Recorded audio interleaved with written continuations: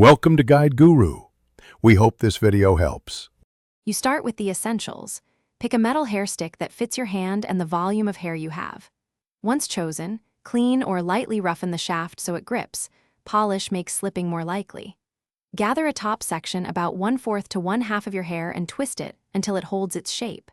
Then angle the stick to match the twist direction and push through the base of the twist. Slow, controlled insertion prevents gaps and snagging. Once the stick is through the base, make sure you anchor it. Pass it under the twisted bundle and then back through the loop you created to lock the shape.